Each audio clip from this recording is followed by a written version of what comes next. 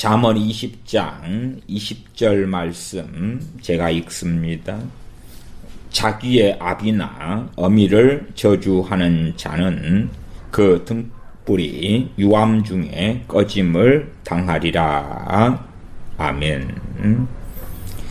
자기의 아비나 어미를 저주하는 자는 그 등불이 유암 중에, 유암은 흑암 중에 꺼짐을 당하리라. 주로 일반적으로 등불이라 그럴 때에 여러 가지 의미가 있습니다만은 이 문맥 속에서는 그 사람의 첫째는 생명이 될 것이고 두 번째는 그 사람의 인생 속에서는 절망과 탄식, 인생과 삶이 비비 꼬이는 그리고 풀어지지 않는 그 비극 속에서 인생이 마감될 것이다 하는 하나님의 말씀이 있습니다. 물론 부모에 대하여 회방하고 저주하고 악랄하게 살아도 얼마든지 그러한 사람을 첫째는 악인이라 그러지요. 그런 악인의 형통 속에서 세상적으로 잘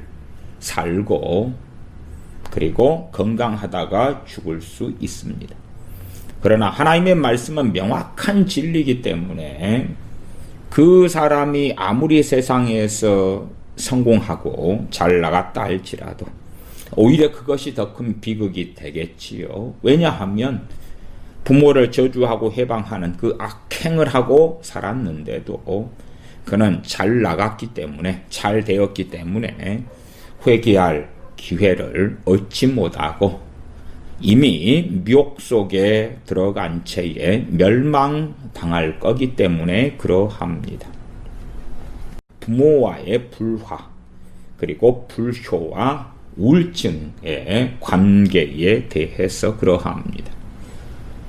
참으로 떨어지는 낙엽만 보아도 행복해야 될 그러한 청소년기, 그러한 아이 때에 이미 극심하게 우울증이나 혹은 그에 동반하는 증상들이나 무기력이나 혹은 탐욕, 성욕, 분노, 짜증, 근심, 두려움, 불안, 초조, 미움, 증오 혹은 어떠한 별 상처받지 않을 상황과 일 속에서도 깊은 상처를 받는 그러한 일들이 우리의 자녀들에게 얼마나 많이 일어나는 줄 모릅니다.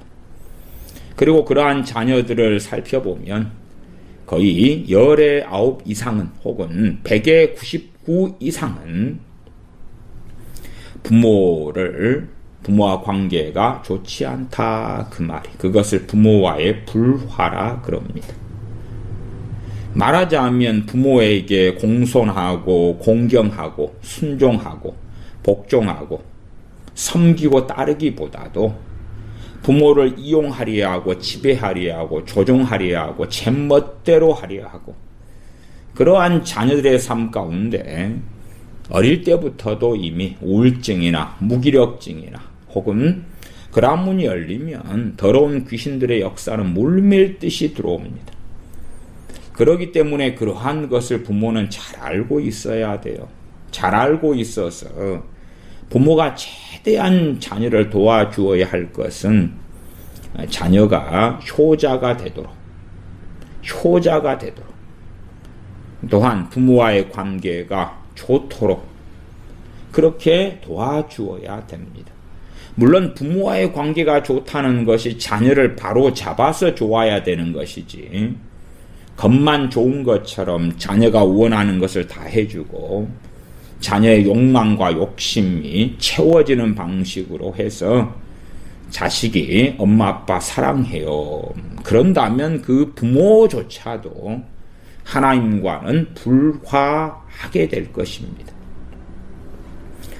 일단은 잠언 20장 20절 말씀에서 시작했습니다. 우울증 주제이기 때문에 우울증에 대한 이쪽에 전문가 한 분의 글을 하나를 간략하게 읽어보고 시작하겠습니다. 많은 사람들이 묻습니다. 자, 우울증을 치료를 잘하는 병원이 어디에 있습니까? 부산에 사는 사람은 부산에서 우울증 치료를 잘하는 병원이 어디에 있습니까? 서울에 사시는 분들은 서울에서 우울증 치료를 잘하는 병원이 어디에 있습니까? 묻습니다. 제가 치과 치료를 받을 때에도 스케일링 하나만 해도요, 정말 잘 못하는, 기본 중에 기본인데 스케일링도 잘 못하는 치과 의사분들도 몇 분 만났고, 또 어떤 분은 아주 잘하는 분들 만났습니다. 의사가 아니라 간호사라도 스케일링을 잘하는 분들도 만났고요. 골고루더라고요. 그런데 유감스럽게도 제 알량한 경험에서는 기본 중에 기본인 스케일링 하나조차도 잘 못하는 의사분이 잘하는 의사분보다 좀 더 많았던 것 같아요. 그렇다면 사람의 마음을 다루고 정신의 문제를 다루고 그러한 우울증이다 면 그것을 치료를 잘하는, 또 잘하도록 돕는 정신과 의사는 사실은 더 희소할 수밖에 없다. 그런 이야기까지는 하겠습니다. 그리고 이제 이 우울증에 대한 자료로서는 좀 읽어보면, 국립서울대학병원 정신과에서도 약물로도 우울증은 치료가 쉽지 않아서 5년, 10년 우울증 약을 먹어도 완치가 어려운 것이 마음의 병 우울증이다. 그래서 우울증 치료 잘하는 곳을 찾는다는 것은 쉽지 않다. 우울증은 마음의 병으로 초기 증상을 보일 때 재빨리 불을 끄듯 우울증의 원인을 찾아내고 없애줄 수 있는 원인적인 심리 치료를 받아서 마음의 불은 재빨리 끌 때에 그때의 문제가 상황이 악화되지 않는다. 우울증을 더 키우면 치료는 점점 더 어려워진다. 우울증 불안 장애를 치료하는 정신과 병원 약은 거의 모든 항우울제, 항불안제, 신경안정제류의 약들이다. 이런 약들은 뇌 신경 활동을 일시적으로 억제 둔감시켜서 우울 불안을 덜 느끼게 하고 충동성 자해 증상, 억제 치료는 될 수 있어도 약물이 우울, 불안 등을 없애줄 수는 없다. 나아가 부정적 성향을 긍정적으로 약물이 바꾸어줄 수도 없다. 또한 과거의 마음의 상처나 트라우마 등을 없애줄 수가 없다. 약물이 마음을 밝고 안정적이고 건강하게 바꿔줄 수도 없다. 또한 정신과 항우울제 약물 치료는 약으로 뇌 신경 기능 활동을 억제해서 우울증 증상을 억제하면서 동시에 정신력, 식욕, 의욕, 자신감, 성장 의욕 등 정신건강을 유지하는 능력도 억제할 수 있어서 약을 먹으면 증상은 나아지진 않고 무기력해지거나 멍해지는 상태가 싫어서 약물 치료를 중단하는 사람들이 많은 이유가 된다. 그래서 정신과 약물 치료나 상담 치료로는 우울 불안 문제는 근원적으로 해결할 수 없다. 이쪽 전문가는 이런 이야기를 하는 것입니다. 참조만 하십시오. 정신과 의사들마다 견해가 다 다르기 때문에요. 그래도 제가 볼 때는 나름 좀 잘 쓰여진 그러한 전문가의 의견이기 때문에 제가 읽어드립니다. 약물로 또 상담으로는 문제를 원인적으로 해결할 수가 없다. 바람직한 치료라면 약물 치료에 앞서서 처음에 우울 불안이 왜 왔는지, 물론 저는 상태가 너무 심각하면 약물 치료를 먼저 해야 됩니다. 그러지 상태가 지금 심각한데 뭐 그 사람이 정상적인 사고다 삶을 생각이나 이런 걸 할 수가 없는데 뭐 상담을 하고 있다거나 그래도 큰 위험이 도사린다. 그 말씀은 드립니다. 처음에 우울불안이 왜 왔는지, 왜 의욕이 없고 무기력해지고 하는지, 그러한 원인과 문제를 찾아내고 문제를 해결해 주는 그러한 치료가 필요할 것이다. 물론 그런 것은 진짜 쉽지 않습니다. 정말 어렵습니다. 오히려 이제 크리스천들이 진리가 있기 때문에, 하나님의 말씀이 있기 때문에, 하나님의 은혜가 있기 때문에 크리스천들이 명확하게 우울증의 치료가 쉬워야 됩니다. 그러나 사실은 크리스천들도 아주 어렵지요. 계속 읽어보면 실제로 우울증과 불안은 거의 대부분 우울, 불안 요인이 그 사람 안에 있고 스트레스를 받을 때마다 더 그 사람 안에서 커져가고 있다가 스트레스 상황 정도가 커지면 우울증, 불안 장애로 나타나면서 처음에는 무기력해져서 생활이 힘들어질 수 있고 증상이 더 나빠지면 또 다른 문제들이 일어날 수 있다. 내 안의 문제로 우울, 불안을 만들어낸 증상 원인을 내버려 두고 약물 치료를 한다면 문제는 해결 안 되고 약물 부작용만 겪을 수 있다.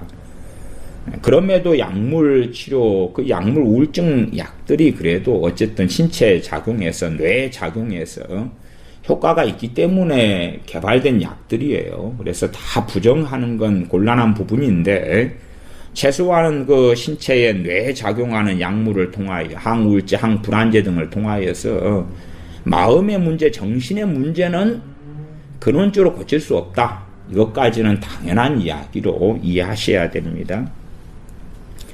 우울증이 더 깊어지면 불안장애로 불면증, 대인불안 등 여러 마음의 병으로 발전할 수 있어서 원인적인 그러한 치료를 받으면서 부정적 사고를 긍정적 사고로 바꿀 수 있어야 하고, 일반적인 어떤 우울증 치료 이야기입니다.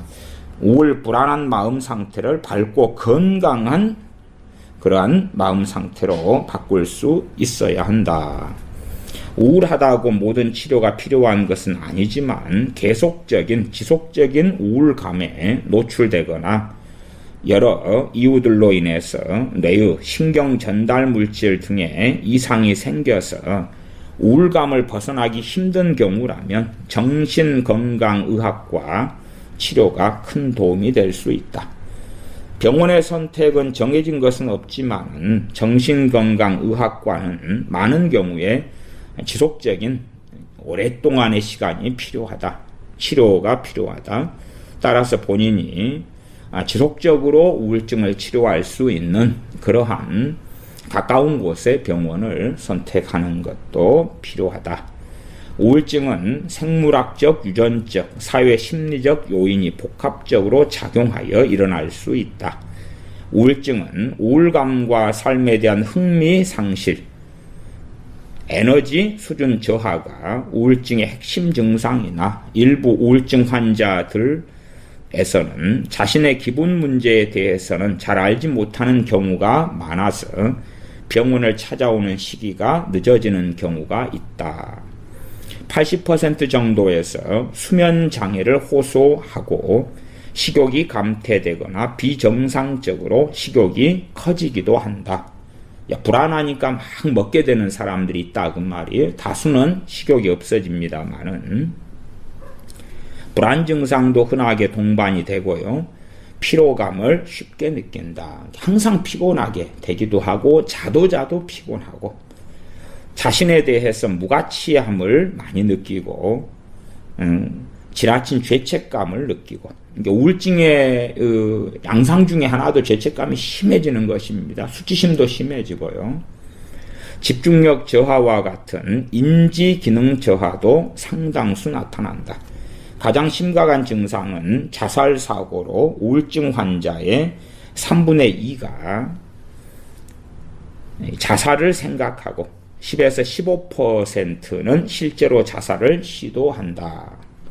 우울증과 함께 동반되는 가장 흔한 질환은 불면증이다.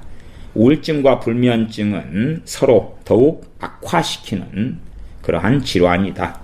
복합이 되는 거죠. 뿐만 아니라 불안장애, 공황장애, 강박장애, 식욕부진 또는 폭식증, 알코올 또는 약물 의존증 등의 질환을 동반할 수 있다. 점점점 양상이 이제 복합적으로 심해져 간다는 이야기입니다.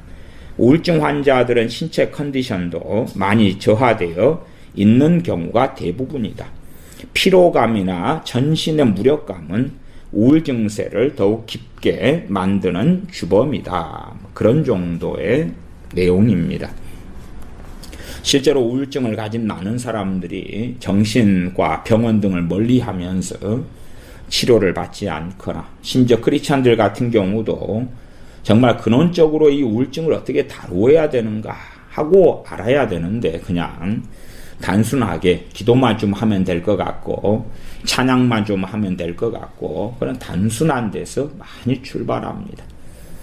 그래서 상황이 좀 심해지는 사람들은 꼭 정신과 의사분들하고 상담도 필요하고 혹은 이 우울증에 대한 최소한의 어떤 전문성까지는 어쩔지 몰라도 그래도 어느 정도의 도와줄 수 있는 그러한 것을 가진 목회자들의 도움도 필요할 것입니다. 상황이 아주 심해지고 자살 충동에 시달리는 분들은 꼭 항우울제 등에 처방받아서 장기적으로 복용하고 그런 분들은 처음에는 입원 치료도 꼭 필요하다. 그렇게 말씀을 드립니다.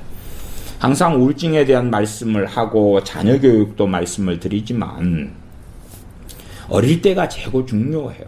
마땅히 행할 길을 아이에게 가르치라. 그리하면 늙어서도 떠나지 아니하리라. 그렇게 말씀하시는 것입니다.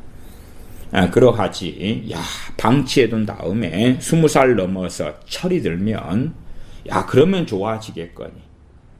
마치 제가 분재를 키우는 것처럼 또한 과수원에서 과수를 키우는 것처럼 어느 정도 일정하게 연수가 지나면 아름답게 될 거겠거니. 그거 아닙니다. 그거 아니에요. 개나 고양이 짐승을 키우는데도 얼마나 손이 많이 갑니까? 그 이상이 사람에 대한 것입니다. 농사 짓는 분들의 이야기를 들으면 아실 것입니다. 농작물에 얼마나 손이 많이 갔느냐에 따라서 그 농작물의 풍년은 그와 관련됩니다. 수확은 그와 관련됩니다. 가뭄이 들더라도 물을 먼 데서라도 길어와서 밭에 농작물에 물을 많이 주는 사람은 가뭄 중에서라도 수확을 잘 풍성하게 거둘 수가 있다 그 말이에요. 고추 같은 경우도 방치해둔 사람은 고추에 질병이 와서 싹 죽어버리는데 그러는데 고추만 심어놓고 그리고 고추에 질병이 어떻게 오는지 상황도 안 본 상태에서 가을에 수확하기만 기다리는 사람들은 어리석은 사람들이에요. 얼마나 손이 많이 가느냐에 따라서 그 풍성한 결실과 열매는 함께 하는 경우가 일반적입니다. 농사 짓는 사람이든 짐승을 키우는 사람이든 사람의 농사는요 그보다 더 어려운 것입니다. 그래서 백년지 대계라 그러는 것입니다. 이 자녀를 교육하는 것이 그렇다 그 말이에요. 그냥 방심하고 우리 크리스찬 부모들이 그럴 때가 많더라고요. 자녀를 자신이 키워야 되는데 하나님께 맡겨버리면서 알아서 키워주십시오. 그런 방식으로 가는 어리석은 부모가 많습니다. 그것은 아닙니다. 가장 중요한 것 중에 하나가 어릴 때에 자녀들로 하여금 부모에게 효도하도록 하는 것입니다. 그리고 부모하고 자녀가 불화하게 되면 사이가 안 좋게 되면 그렇게 되면 자녀에게는 저주와 재앙이 임하기는 너무나 쉽습니다. 사람이란 게 그렇지 않습니까? 사람은 고향이 필요합니다. 최소한은 마음의 고향이 필요하죠. 자기가 피곤하더라도 돌아갈 곳. 직장에서 일하는 사람이 피곤하게 일을 했는데 집에 돌아갔는데 집은 더 힘든 곳이고 불편한 곳이다. 그럼 어떻게 하겠어요? 자녀들도 마찬가지입니다. 학교에서 공부하고 돌아왔는데 집은 더 피곤하고 고통스러운 곳이다 그러면 마음 둘 곳이 없잖아요. 그렇기 때문에 부모는 가정을 평안한 곳으로 만들어 주어야 됩니다. 그렇지 않으면 자녀들이 가정 밖을 겉돌지 않습니까? 그냥 자녀들에게만 다 어떻게 요구할 수 있는 문제가 아니에요. 가정을 평안한 곳으로 만들어 주어야 돼. 그렇게 되지 않으면 자녀를 노엽게 하는 것이지 않습니까? 부모가 싸움이나 하고 저주나 하고 욕설이나 하고 물건이나 집어 던지고 그러는 판국에 자녀들이 어떻게 그런 환경 속에서 자녀를 노엽게 하지 말라 그랬죠. 분노할 수밖에 없는 거예요, 자녀들이. 가정은 평안한 곳이 되어져야 되고 안정적인 곳이 되어져야 되는데 가정에서 잠을 자다가 무슨 날벼락을 맞을지 모르면 어떻게 되겠어요. 갑자기 아버지가 술 마시고 와서 그냥 자고 있는 자식을 발로 차고 학대하고 그런 가정이 되면 어떻게 되겠냐 그 말이에요. 가정을 평안하게 하셔야 돼요. 그러나 이제 남편이나 아내가 상대 배우자가 서로 손뼉을 마주쳐야지 소리가 나는데 나는 평안하게 하려는데 상대방이 협조하지 않을 때는 참 힘들어요. 참 힘들어. 그때 되면 자녀들은 부모와의 관계가 좋지 않아요. 물론 참 가정이 화목한 가운데서 그런 가운데서 자녀가 밖으로 나돈다 그러면 자녀를 바르게 잡아야 돼요. 그러나 가정이 평안하지 않은 상태에서 자녀들이 밖으로 나돌 수밖에 없는 것입니다. 부모하고 소통이 안 되잖아요. 부모가 정상적인 사고가 돼야 되고 정상적인 대화가 돼야 되고 부모가 인격이 되고 됨됨이가 돼야지 부모하고 대화를 할 거 아닙니까? 그러나 부모가 일방적인 지시와 명령을 하고 앞 시간에도 자녀 교육에서는 명령과 권고 그렇게 그런 주제로 말씀을 드렸습니다만은 그러나 이 일방적인 이상한 명령들이 있지요. 새벽 1시에 자식을 깨워가지고 소주 사와라 술 사와라 그러고 자녀를 노엽게 하는 것이죠. 자기 일방적으로 그냥 일방적으로 자녀를 마음대로 지배하고 조종하고 끌고 다니는 그러한 부모들은 참 비참한 것입니다. 그러한 부모들은 자기들의 인생도 저주받게 할 뿐만 아니라 자녀들의 인생도 저주받는 그것을 앞에다가 가득히 두게 되는 것입니다. 그러한 이제 여러 가지 다양하고 복잡한 어떤 사례들까지는 전제하지 않겠습니다. 그럼에도 어쨌든 부모가 존경할 만한 것이 별로 없어도 부모는 존경받아야 됩니다. 그것이 어려운 것이지요. 하나님의 말씀 명백해요. 내 부모를 공경하라 그랬잖아요. 그러면 자녀가 그 말씀에 하나님의 말씀에 순종해야지만이 땅에서 잘되고 장수하는 복을 받아요. 하나님께. 근데 문제는 부모가 자녀가 공경할 만한 부모가 안 되면 안 될수록 자녀는 말씀을 지키기가 더 어려워지는 거예요. 더 어려워져. 그래도 자녀는 핑계는 못 댑니다. 부모가 공경할 부모든지 그렇지 않은 부모든지 하고는 상관없이 하나님 말씀은 양보하지 않거든요. 양보하지 않아요.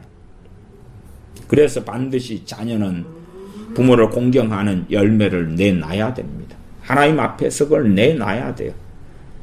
그러면 참으로 자녀를 사랑하는 부모라면 자녀가 존경할 만한 그런 부모가 되는 것이 자녀에게 복을 주는 것입니다. 부모가 자녀에게 그리스도의 향기를 바라고 소금과 빛이 되는 삶을 살고 그럴 때에 자녀들은 부모를 공경할 수가 있는 게 얼마나 쉽겠습니까? 물론 우리 부모들은 완벽하지 않습니다. 허물도 많고 문제도 많습니다만은 그러나 자녀들 앞에서 디모데가 사도 바울에게 하나님 말씀을 받았던 것처럼 너의 진보를 나타내라.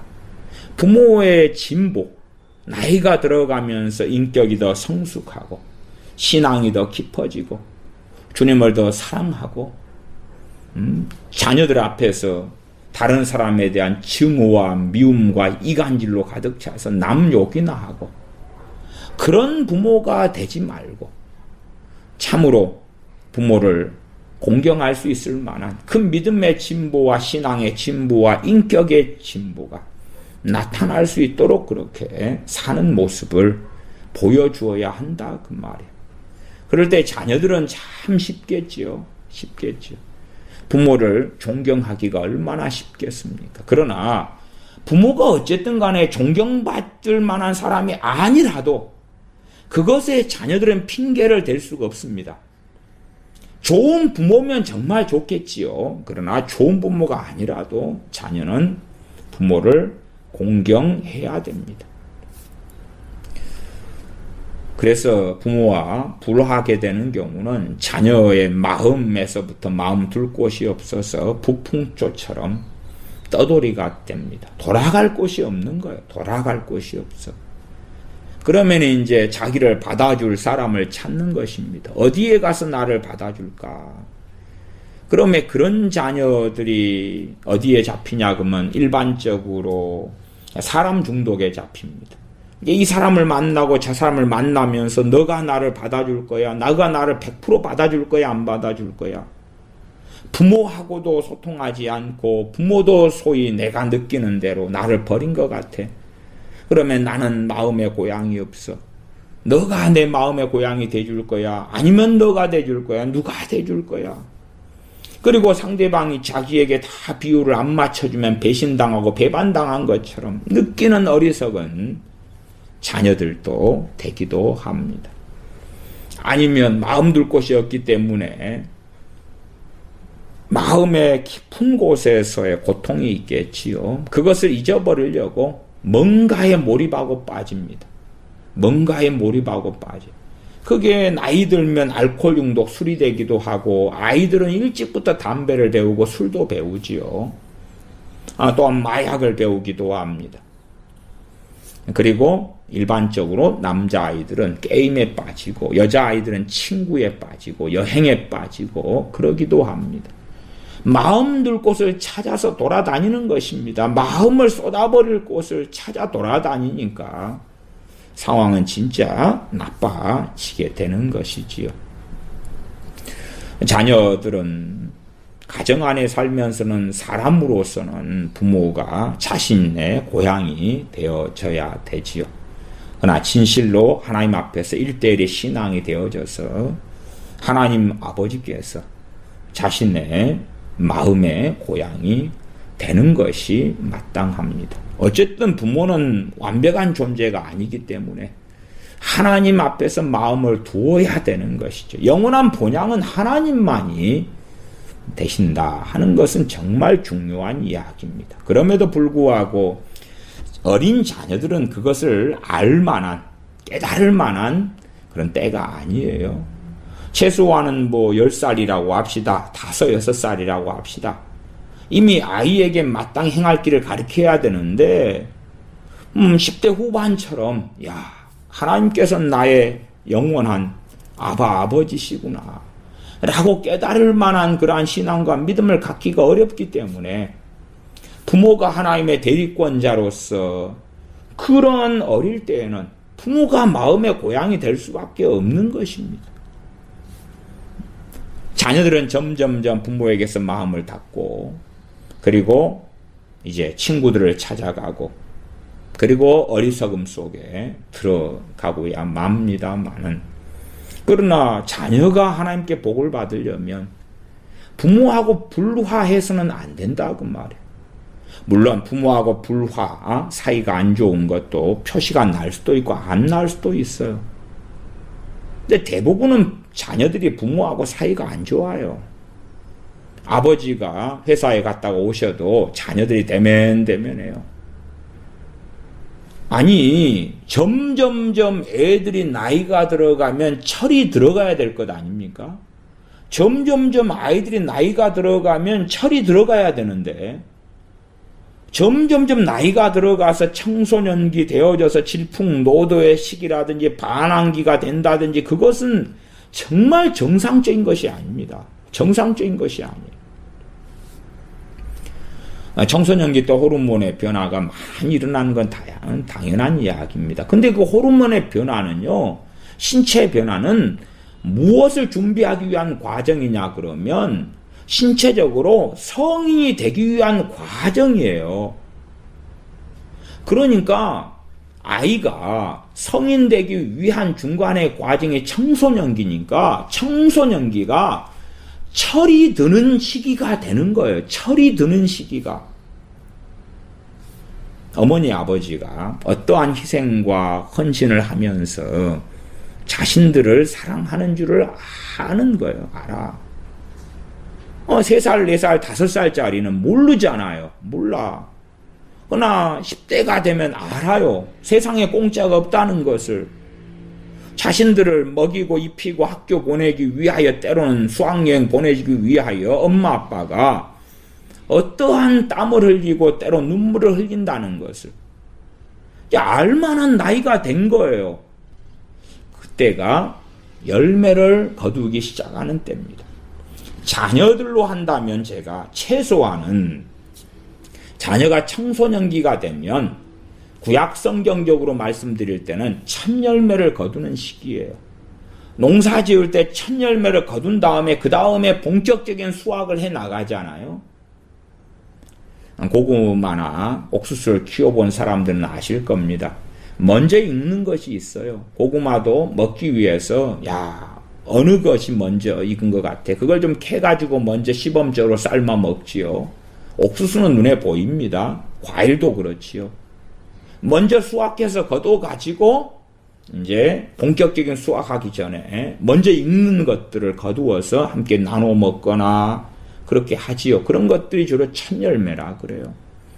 자녀들을 잘 양육했을 때 그 첫 열매는 언제 거두게 되냐? 그러면은 청소년기입니다. 청소년기.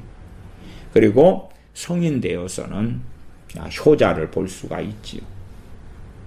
부모의 의지가 되고 부모의 친구가 되고 동역자가 되는 자녀를 만날 수 있다 그 말이에요.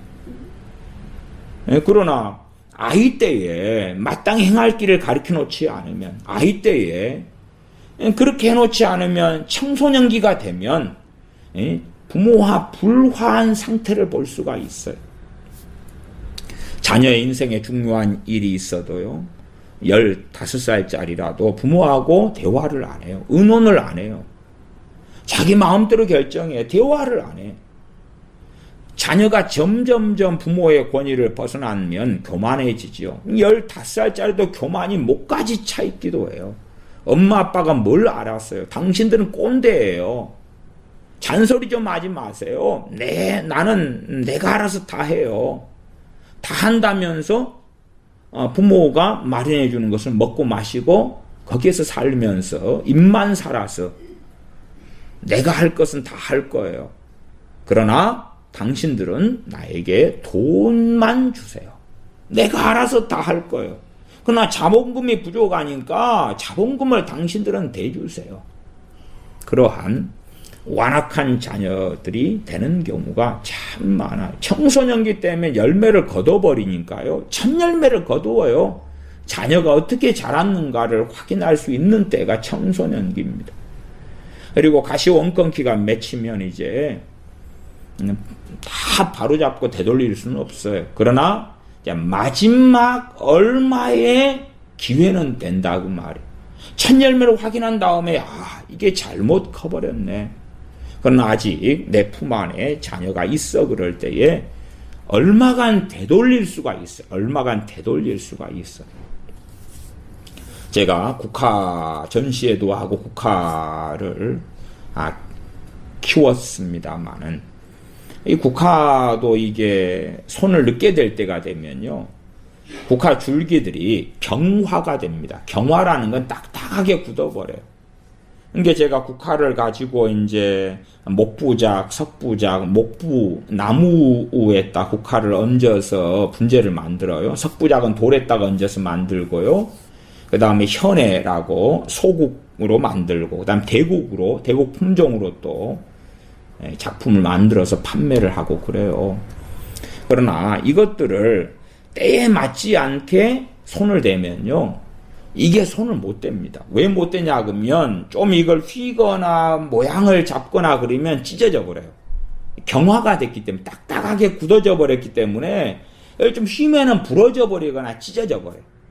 그럼 가지가 찢어져 버려요. 이렇게 국화 가지가. 찢어져 버리면 국화 꽃송이가 뭐 200송이, 150송이 소고기다 그러면 다 그냥 버려야 돼. 이거 볼품없이 변해버려요. 그러니까 손을 늦게 돼버리면 손을 바르게 제때에 되면 부들부들 해가지고 부러지지가 않아요. 모양이 잘 잡혀요. 그러나 때가 늦어버리고 좀 나태해가지고 며칠을 그냥 장마철이어서 깜빡 바쁜 일이 있어서 한 3일을 보내버렸다 그러면 상당히 많은 국화 가지들이요 때가 늦어버려요. 아이고 그러면은 값어치 있는 작품들을 잘 만들 수가 없어요. 자녀들 같은 경우는 청소년기 때 되면은 야 얘가 어떻게 자랐는지 이제 처음 열매를 맺어요. 청소년기 때가 되면 부모의 고생을 알아줘. 부모의 마음을 알아줘. 부모의 힘이 되는 거예요. 아이 때는 부모도 힘들게 할 수도 있고 철이 아직 들지 않았고 뭘 모른단 말이에요. 몰라.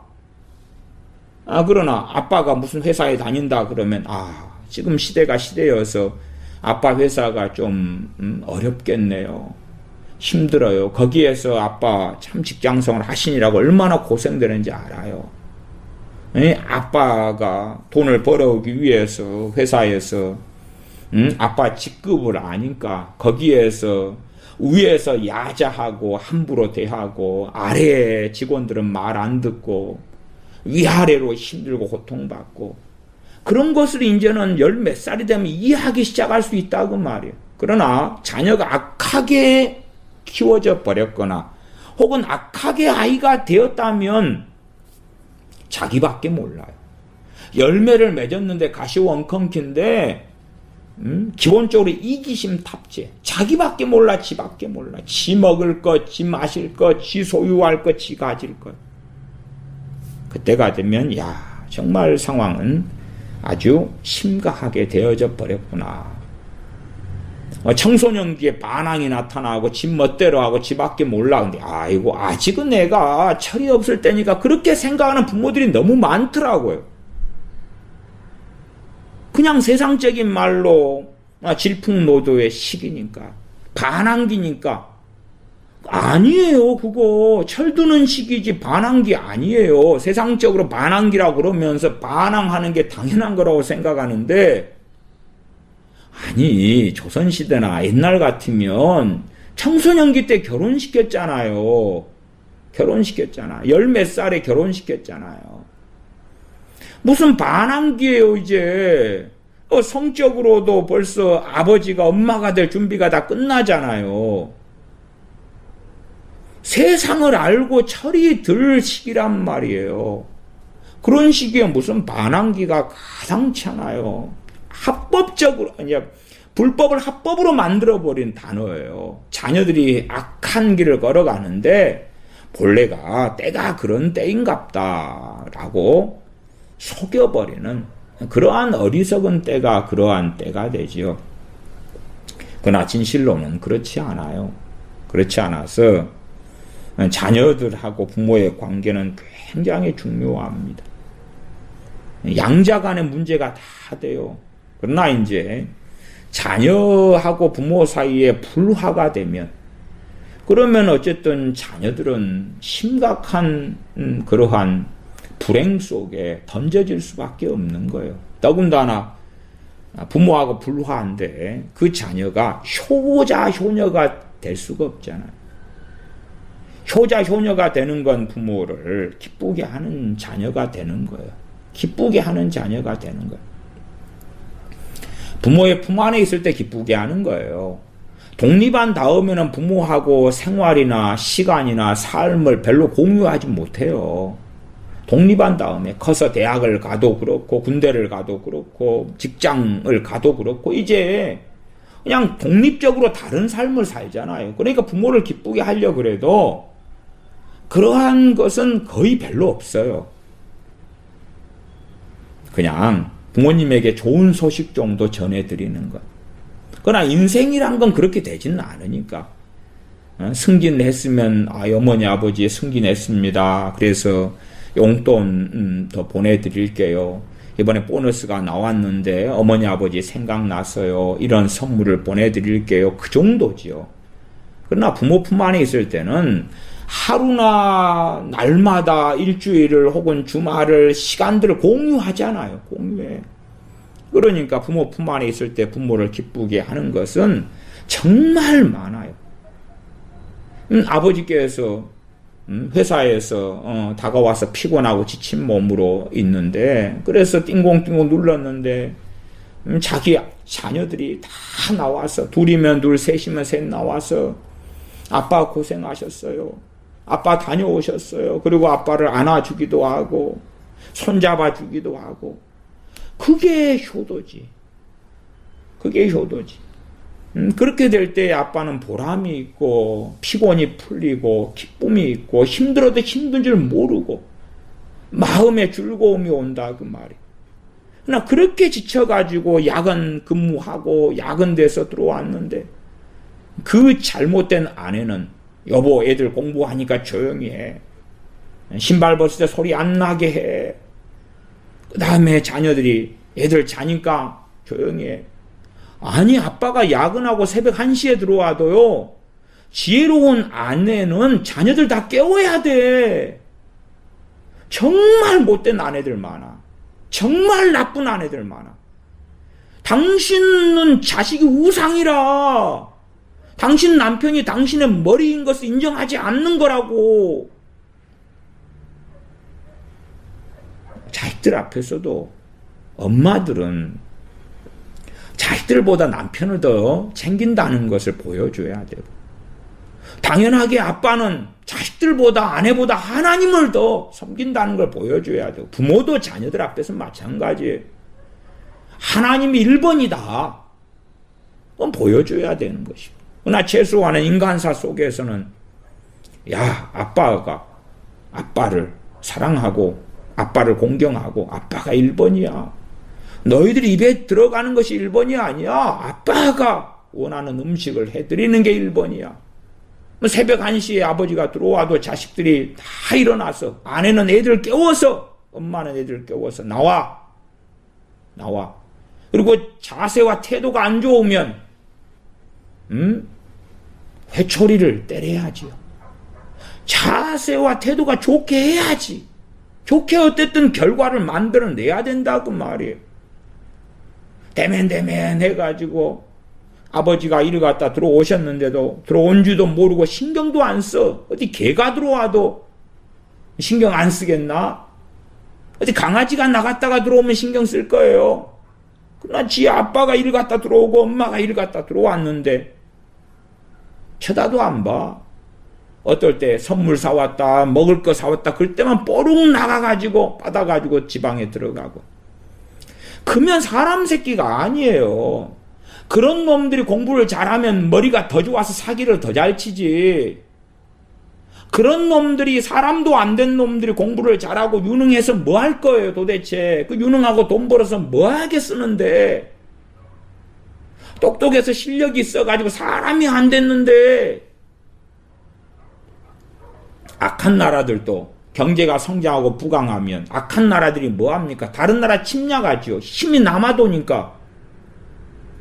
자녀들이 사람이 안 됐는데요, 유능하고 똑똑하고 잘났다고 뭐합니까? 악행을 행하지. 그 권력으로, 그 돈으로 하나님께 영광을 돌릴 것 같냐 그 말이에요. 사람이 먼저 돼야 되는 거예요. 사람이 먼저 돼야 돼.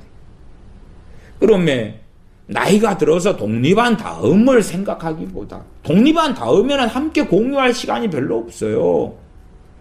아니, 추석만 찾아가기도 어려워요. 설날에 찾아뵙기도 어렵잖아요. 더군다나 결혼한 다음에는 시간이 더 없어요. 남자 같으면은 친정도 가야 되고, 아니, 자기 처가도 가야 되고, 자기 본집도 가야 되고.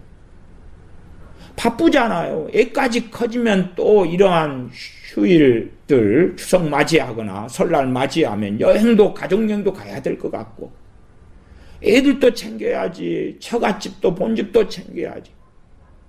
더군다나 도로는 막혀서 도로에 10시간을 머물러 있기도 하고, 어떻게 못하잖아요. 삶이 서로 바빠요. 뭐 언제 그렇게 해야 돼요? 부모 품 안에 있을 때지. 품 안에 있을 때 독립할 때에 그 전에 효도하고 부모하고 사이가 좋고 굳이 함께 살면서 대면하고 신경도 안 쓰고 쳐다보지도 않고 마음도 안 통하고 대화도 안 됐는데 독립한 다음에는 무슨 대화가 되겠어요? 형식적, 기계적 어쩌다가 전화 한 통화하는 것처럼 마음에도 없는 그런 외식하는 것 정도로 끝내지요. 그냥 마음은 부모를 사랑하지 않는데 어쩔 수 없는 거예요. 눈치와 이목이 있으니까. 그래서 그냥 형식적으로 전화 한 통화하고 마음이 없어요. 마음이. 그런 부모 자식 간의 관계를 얼마나 많이 봅니까? 인간은요, 한문으로 사람인자도 사람과 사람이 기대 있는 모습이라. 그런데 자신이 정말로 사랑하고 사랑받을 대상들과 관계가 끊어지고 무너졌는데 그 사람이 어디에서 얼마나 인간적으로라도 행복을 찾거나 구할 수 있겠냐 그 말이에요. 그러면 하나님 앞에서 서면 된다고요? 맞아요. 맞는데 아니 사랑하고 섬겨야 될 대상이 내 가족부터 친척으로 이웃 형제로 퍼져갈 거 아니에요? 그런데 가장 가까운 사람들을 사랑하지 않는데 아니 도대체 무엇은 가능해요? 자, 너는 저기 산속에 들어가서 혼자 살면서 내게 기도나 하고 예배나 드리고 그렇게 해라. 뭐 그런 것이 하나님 말씀이에요. 그러니까 환경과 처지상 어쩔 수 없는 상황과 처지들은 있어요. 그건 제가 인정해요. 그러나 정말 가족과 함께 좋은 관계, 또한 사랑을 주고받을 수 있는 여건과 처지가 되는데도 안 하면 그건 안 돼요. 무엇보다도 제일 중요한 것은 부모 자식 간에 언제입니까? 함께 살 때예요. 함께 살 때. 함께 품 안에 독립하지 않고 함께 살 때예요. 그때의 부모는 자녀 관계를 바르게 해야 되고 자녀도 마찬가지로 부모와의 관계를 올바르게 해나와야 돼요. 그렇게 하지 않을 때에 하나님께서 그들에게 주시는 복과 은혜는 거리가 멀어요. 심지어 부모가 자녀들을 위하여 하나님께 기도한다 할지라도 오히려 하나님께서는 외면하실 뿐만 아니라 하나님께서 자녀들에 대하여 진노하시는 그런 경우들은 아주 많은 것입니다.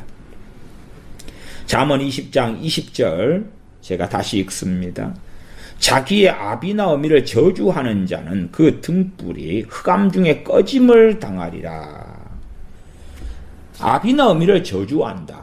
주님께서 신약 성경에서는 이것을 회방하는 자 이렇게 말씀하셨고 번역이 됩니다. 마태복음 15장 4절을 제가 읽어드리면 하나님이 이르셨으되 내 부모를 공경하라 하시고 또 아비나 어미를 회방하는 자는 반드시 죽으리라 하셨거늘. 아비나 어미를 회방하는 자는 반드시 죽으리라. 주님께서 구약의 하나님의 말씀을 언제 부인하셨나요? 언제 부인하셨나요? 구약에서는 아비나 어미를 회방하는 자는 반드시 죽여라. 그러나 신약에 와서는 그럴 필요 없다. 괜찮다. 너희 아버지 어머니를 회방하고 저주해도 된다. 그런 적이 언제 있어요? 그런 적이 언제 있어요? 다시 말하면 이 부모를 회방하는 것, 마태복음 15장 4절로 아비나 어미를 회방하는 자는 반드시 죽으리라. 부모를 회방하는 것이 얼마나 큰 죄인지를 알아야 돼. 이 잠언이나 혹은 신명기 또 레위기, 출애굽기 등에서는 이걸 부모를 저주한다. 구약에는 그렇게 돼 있고 신약에는 회방한다 돼 있고요. 회방을 이제 개정판 성경은 비방한다 이렇게 번역했습니다. 비방한다. 비방이에요. 그 다음에 욕한다 이렇게도 번역합니다. 회방한다. 부모를 회방하는 자, 부모를 비방하는 자, 부모에 대해 욕하는 자.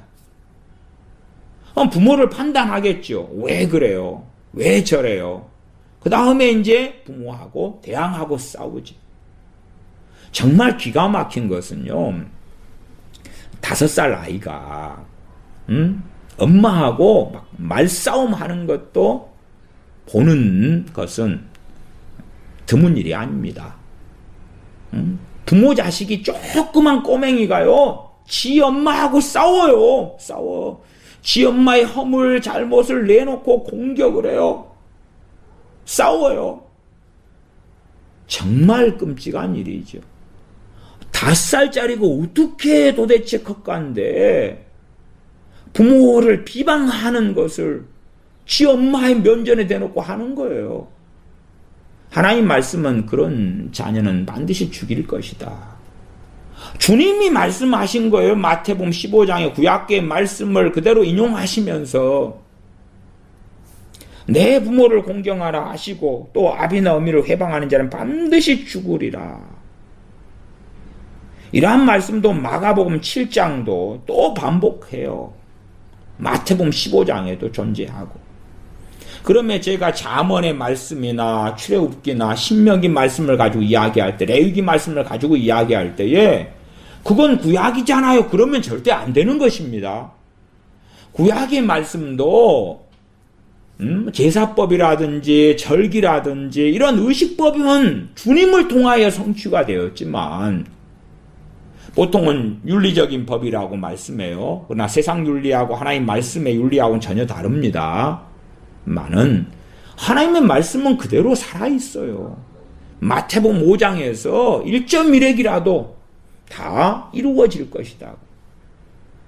그래서 진리 안에서 말씀이 완성됨으로 폐해지는 영역이 있고, 당연하게 부모를 공경하는 것, 에베소 6장 1절부터의 말씀에 내 부모를 공경하고 주 안에서 내 부모에게 순종하고 그럴 때 내가 땅에서 잘되고 장수하리라. 이는 약속 있는 첫 계명이다.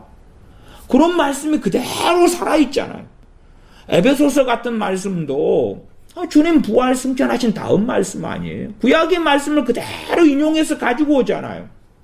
신약 성경을 보시면서 구약의 말씀을 그대로 로마서부터 시작해가지고 에베소서도 그렇고 많은 성경들이 인용하여 말씀하잖아요. 그걸 보면서도 구약의 말씀들을 등한히 하면서 구약은 구약이잖아요. 그러면 절대 안 돼요. 그러면 안 돼요. 그래서 부모에 대하여 아비나 어미를 회방하는 자는 반드시 죽으리라 하셨거늘 주님께서 마태복음 15장 4절에 하신 말씀이에요. 그리고 방금 제가 잠언 20장 20절을 읽었었지요. 다 연결되지요. 자기 아비나 어미를 저주하는 자는 그 등불이 흑암 중에 유암 중에 꺼짐을 당하리라. 그러면 자식이 부모를 저주할 정도로 악하게 키우면 됩니까? 안 됩니까? 안 되는 것입니다. 그런 자녀들에게 우울증 같은 게 오는 것은요, 너무나 뻔하고 당연한 일이 되는 것입니다. 부모를 어떻게 자식이 저주하거나 회방하거나 욕하거나 비방하도록 만들면 되겠냐 그 말이에요. 하나님의 말씀에요, 죽여라 하는 상황이 돼버리면 하나님께서 어떻게 그런 자식을 구원합니까? 그런 자식을 어떻게 돌아봅니까? 오히려 하나님께서 평생 추적하시면서 치실 거예요. 잠언 19장 26절 보겠습니다. 잠언 19장 26절 제가 읽습니다. 아비를 구박하고 어미를 쫓아내는 자는 부끄러움을 끼치며 능욕을 부르는 자식이니라. 이 열매가 다 맺어졌지요. 아비를 구박하고 어미를 쫓아내려면 이제 이 자녀는 성장한 자녀가 될 것입니다. 그때는 이미 열매가 맺혀버리죠. 자기가 돈도 있어, 부모가 가난하다, 그러면은 자녀가 이제 모시고 살아야 되지 않겠습니까? 부모가 재산이 있거나, 그래서 자기끼리 사신다 그러면 괜찮지만은, 재산도 없고 돈도 없고 뭐 하는 것도 없고 자녀가 부양할 수 있는 여건이 되었다. 그런데, 부모가 마음에 안 든다. 아비를 구박을 해요. 어미를 쫓아내요. 부모가 어떻게 완벽하겠어요? 부모도 허물이 있고 흠이 있고 문제가 많지요. 그러나 자녀가 부모에 대하는 행동 가운데 정말 재앙을 가져오고 저주를 가져오고 그러할 것들은 너무나 많아요. 부모에 대하여 어떻게 자녀가 하느냐에 따라서 복이냐 저주냐를 선택하게 되는 거예요. 선택하게 돼요. 그래서 부모가 지혜롭게 행해서 자녀들에게 존경받도록 하는 건 자녀를 사랑하는 것이고, 그러면서 자녀들의 잘못된 걸 바로 잡으면서, 어그러진 걸 잡으면서 자녀들로 하여금 부모에게 효도하는 것을 가르쳐야 돼. 가르쳐야 돼. 억지 춘향이라도 상관없어요. 부모를 공경하는 걸 가르쳐야 돼. 그래서 제가 앞에 말씀드렸잖아요. 아버지가 야근 근무하고 새벽 1시에 들어오셨더라도 자식을 자빠져 자게 하면 그건 자녀를 정말로 악하게 만드는 거라. 악하게 만들어. 인사하고 아버지를 공경하고 사랑하고 그렇게 해야 돼. 또 예를 들어서 아내 입장에서 친정 어머니가 아프셔서 병관으로 갔다. 그러면 아버지께서 저녁에 들어오셨을 때 자식한테 부탁을 해야 될 거 아니에요. 아버지 언제 들어오시니까 너가 아버지 밥을 차려들어라. 콩나물국 좋아하시니까 끓여가지고 차려들어라. 그렇게 해서 자식이 아버지 오시면은 어머니께서 할머니 보러 가셨고 돌보러 가셨으니까 제가 식사를 차렸어요. 그렇게 훈련을 시켜야 된다 그 말이에요. 시켜야 돼. 근데 그렇게 안 하는 거예요. 안 해.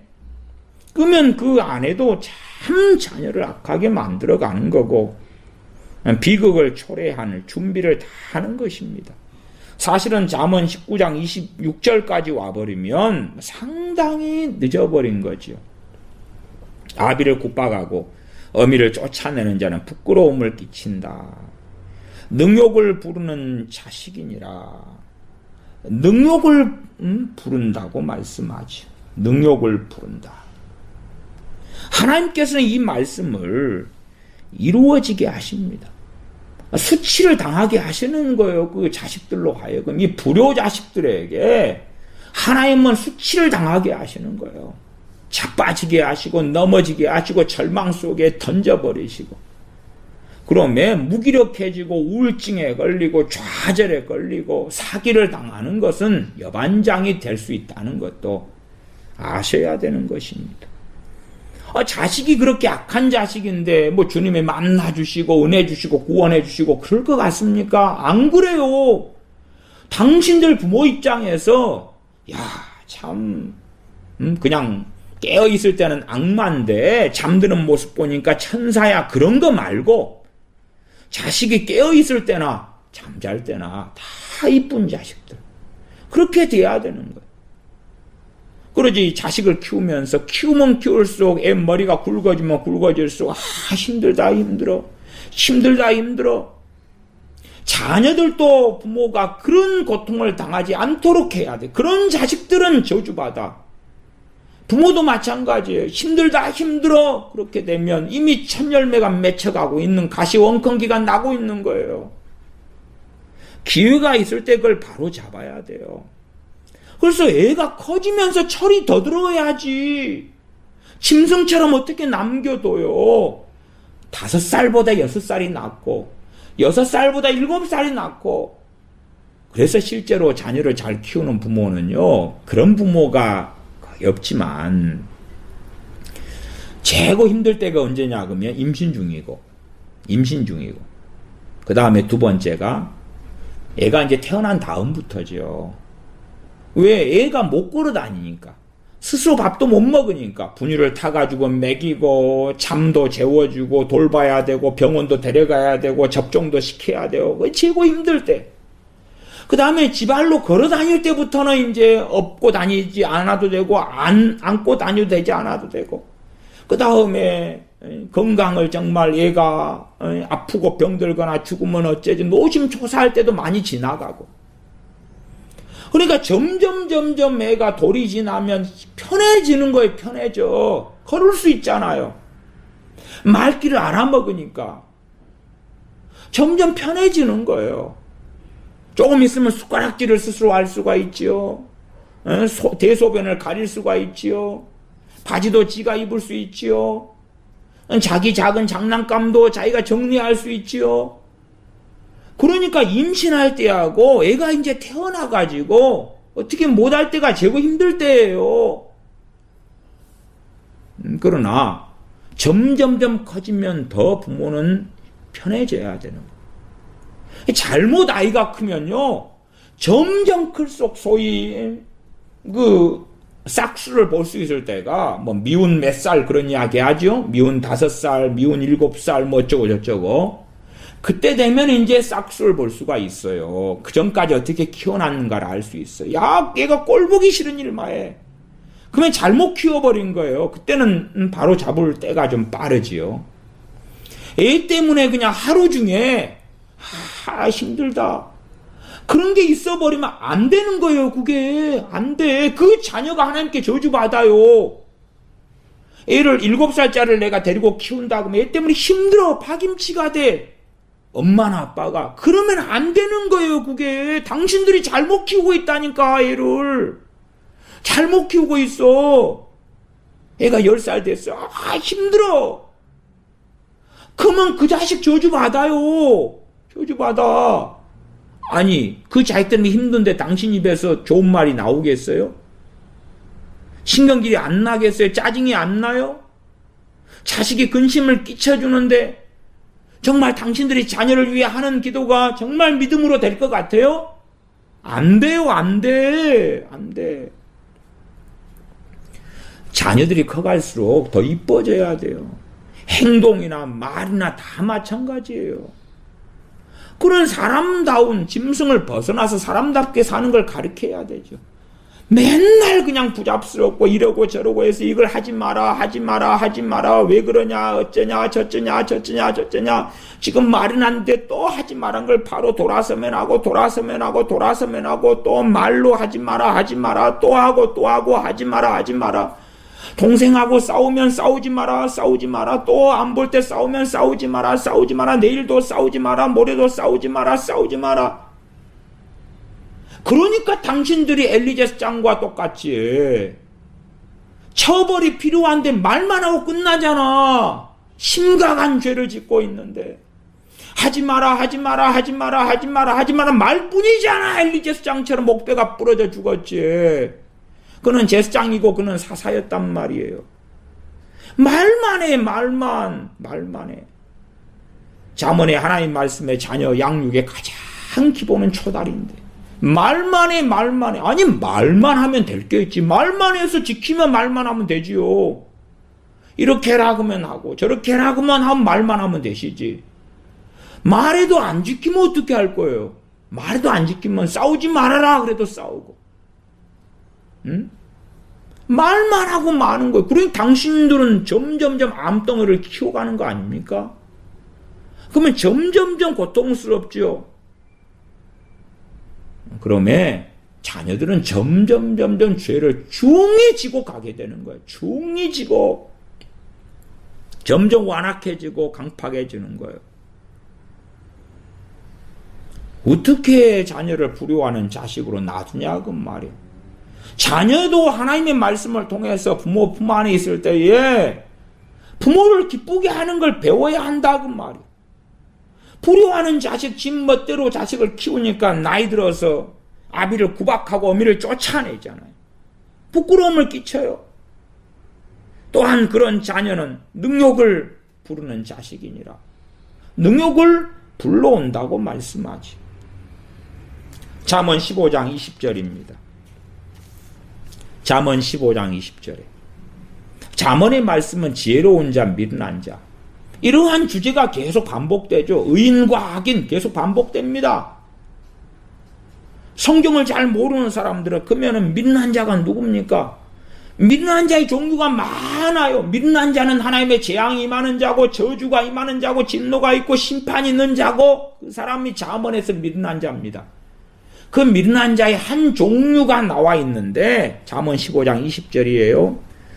지혜로운 아들은 아비를 즐겁게 하여도 미련한 자는 어미를 업신여기느니라. 지혜로운 아들은 아비를 즐겁게 하여도 20절 그러니까요. 지혜로운 아들은 어미를 즐겁게 하여도 그래도 맞는 말이에요.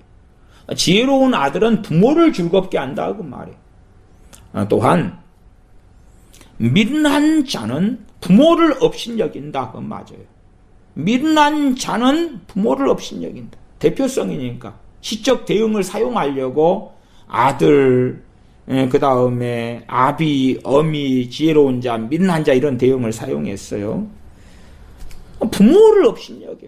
미련한 자, 저주가 임하는 자, 하나님 패망이 있는 자, 자빠지는 자, 지옥에 떨어지는 자, 부모를 어미를 업신여긴다 그 말. 그래서 부모가 옛날 살아왔던 이야기하면 꼰대는 나 때는 말이야 그러고 있어요. 업신여기는 거예요. 벌써 청소년기가 되면요, 엄마가 아빠가 뭘 이야기하면 그게 맞든 틀리든 간에 공손하게 들어야 되는데, 엄마는 아무것도 모르면서 그러고 있어. 아빠는 뭘 모르면서 그러고 있어. 그러면서 업신여겨요. 그런 호로 자식들을 만들어 놓고 하나님의 진노가 어떻게 그 자식한테 안 임하냐 그 말이에요. 오유 하나님 아버지 애들이 이상해요. 애들 구원도 시켜주시고요, 만나주시고요, 변화도 시켜주시고요, 복도 주시고요, 잘되게 해주시고요, 우리 부모한테 효도하는 자식으로 만들어주세요. 말씀하고 안 맞잖아요. 말씀하고 안 맞는 건 기도하지 마세요. 오히려 말씀은 이루어져야 돼요. 말씀에 따라 기도하세요. 말씀에 따라서. 그래서 이삭도 그러한 에서와 야곱을 축복 기도할 때에 먼저 에서인 줄 알고 야곱에게 축복 기도를 했지만 그 다음에는 에서한테 축복 기도할 것이 남아있질 않았어요. 쥐어짜고 쥐어짜서 얼마밖에 안 되는 거예요. 하나님 앞에서 했는데 말을 번복해가지고 바꿔치기 할 수가 없는 거예요. 그런 것을 이해하셔야 돼. 이해하셔야 돼. 우리가 창세기에서 야곱이 임종하기 전에 야곱의 축복이라고 그 자식들을 축복해 주는 걸 보지요.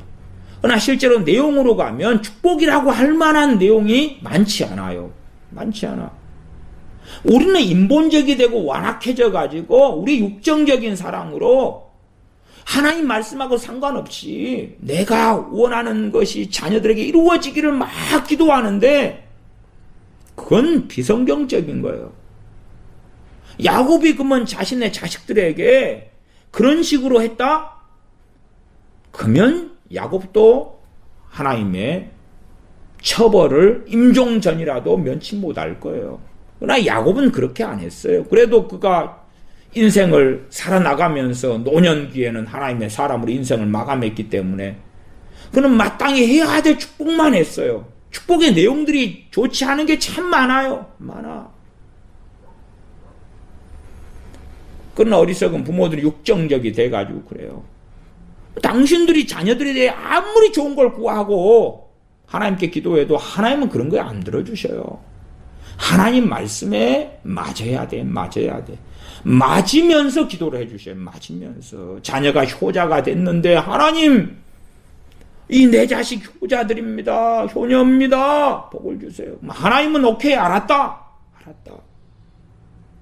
그러나 불효자식이 됐는데 하나님 불효자식인데요. 싹수가 노란데요. 어미를 업신여기는데요. 부모를 능욕하는데요. 구박하는데요. 쫓아내는데요.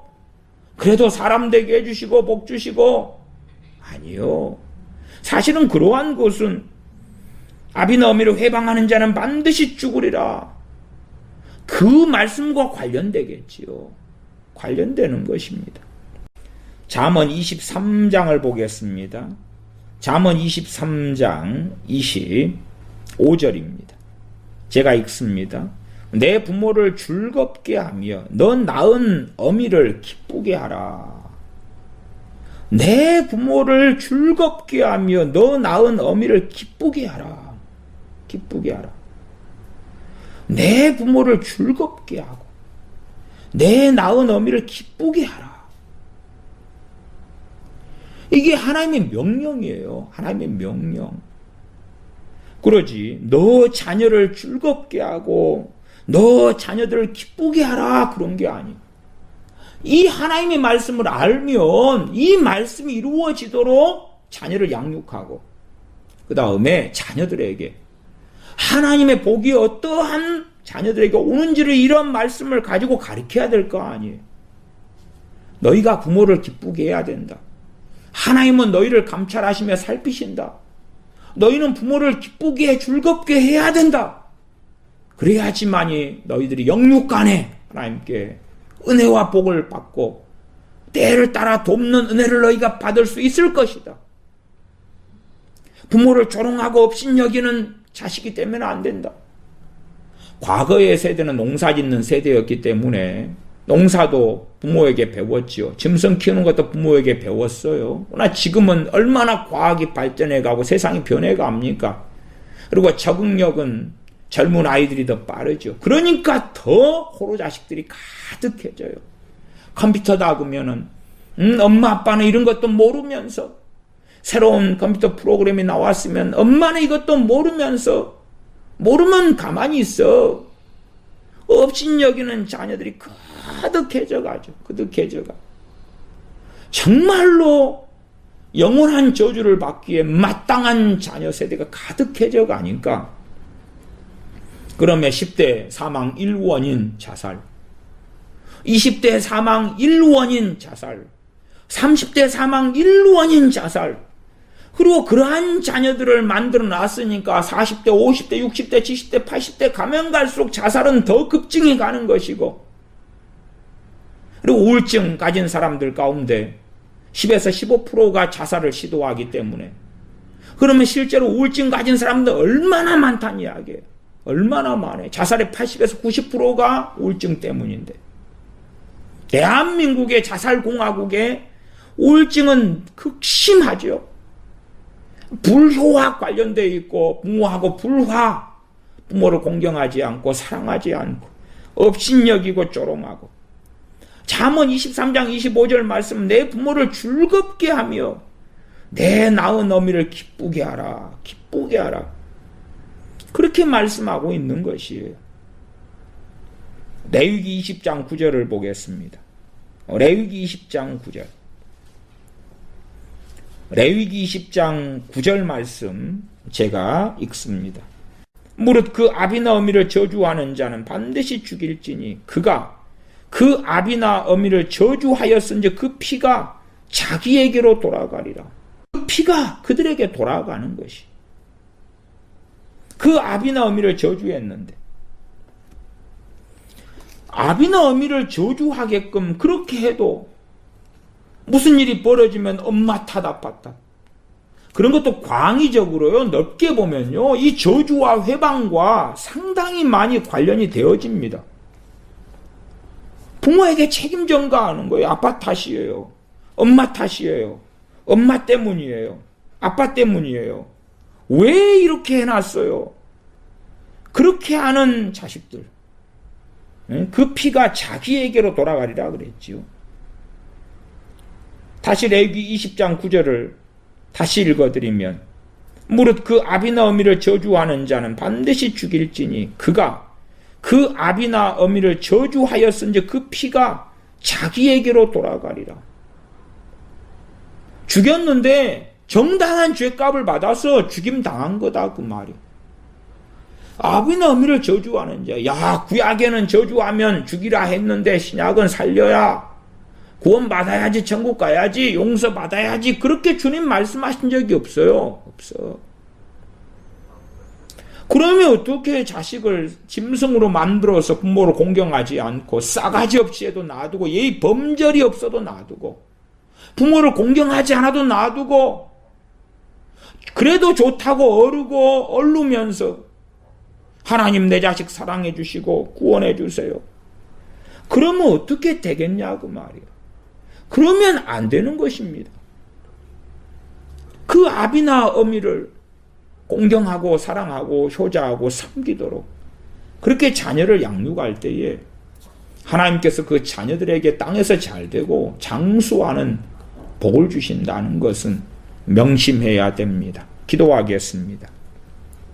아버지 하나님, 참으로 부모하고 불화한 자녀가 얼마나 큰 비극을 당하며 부모에게 불효하는 자녀들에게 우울증이나 비극들은 얼마나 많이 닥쳐오는지 이루 말할 수 없습니다.